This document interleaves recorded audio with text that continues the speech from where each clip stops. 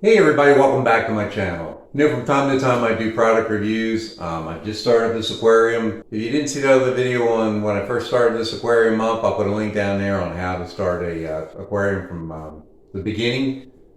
Easy ways and different tips. Right now, if you can see in here, what's in here is mosquito fish. They're sourced locally from my pond here in South Carolina, and they're called gambusia. I believe I got that right. And they help with the mosquito population in ponds and different still water areas in their freshwater. So they've been in there, and the reason why I did that was rather than go through a starter like Fritz or something like that to get my bacteria going, I've had them in there for about 2 months, and just a sponge filter to go ahead and seed that sponge filter. I'm going to try these new fish, African Cichlids. They're shell dwellers. I'm going to put them in there. If these start to pick on them, then I'm going to put them back in the pond. But they've kind of served their purpose. They're basically feeder fish also for like bluegills and brim and different fish like that that are in the ponds. So I went ahead and I purchased these African Cichlids. These are shell dwellers.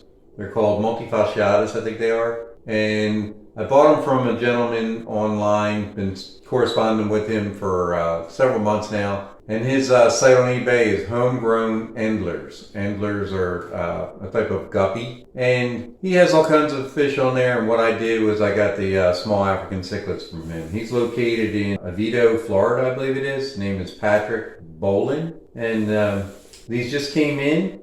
I'm hoping for success here, that we don't have any DOAs or anything like that. They came in priority, 3 days. They were shipped out on Monday, and it is Wednesday now in the middle of the day. And they just came in, so we're going to go ahead and unbox them. So you're seeing an actual unboxing of live fish. If you've never done this, I've done this several times with multiple types of fish. And the first time I've tried this gentleman. So it's a priority box with a styrofoam piece on top here, and feels like a heat pack, and there still is some heat in there. Now we were in the 80s today, but I appreciate putting the heat pack in there. And it's got it lined with some newspaper and 2 bags. Now I bought 6 of these guys, and I'm going to try to start a column. We'll have to see how it works out. They're awful small. They're probably about maybe a ½ an inch long by maybe 1/8 of an inch wide if we're lucky. Now he's got some stuff he sent us along here. He's got a little spoon on here that came with it, a little plastic spoon. It says, "Thanks for your order." And it says, "I hope the fish work out for you, Patrick." Has little acclimating instructions here for the Shellies. They call them Shellies because they're shell dwellers. We've already got the shells in there ready to go for them. Water conditions and substrate, food. Shellies mostly eat carnivorous diet in the wild, and live arrival guarantee. Dead on arrival, you need to let them know. So far, I'm looking at 100% survival rate, so that's great. He sent along his business card here and scan for the eBay store. I don't know if that would work, if you could scan on the video. But he does have Homegrown Endlers on Facebook, Instagram, and you can contact him that way. I'll also put a link probably at the bottom of the page on YouTube on the description. Looks like he sent along some food too for them, and that's what this little spoon's for.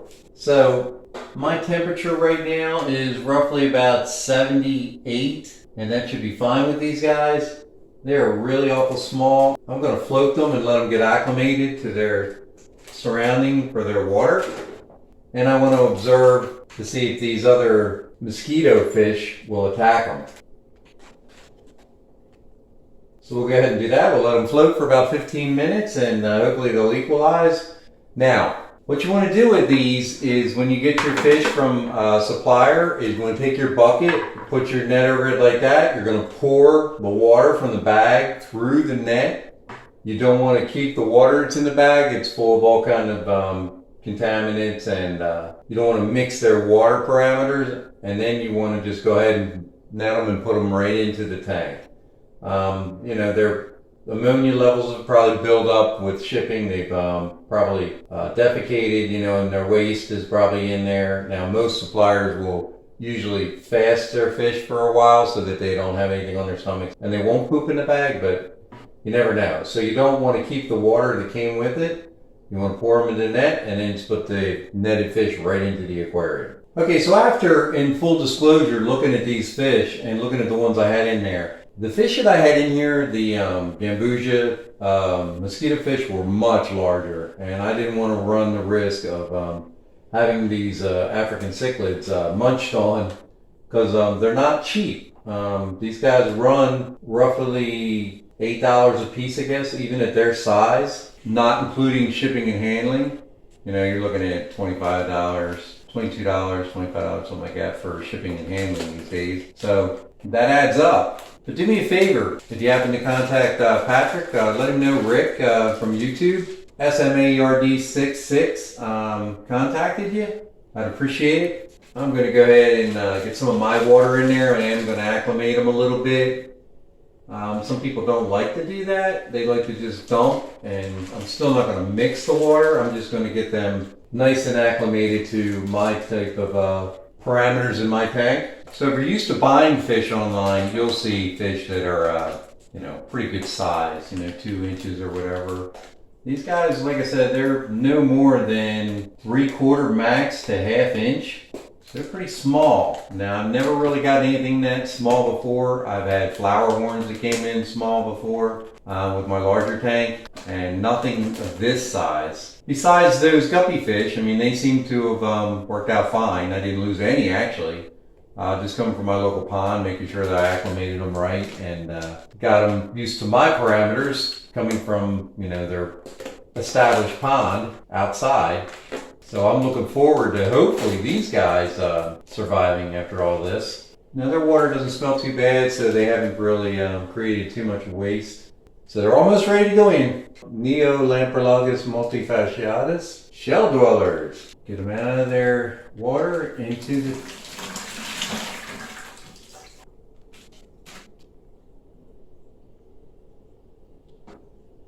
There you go, guys.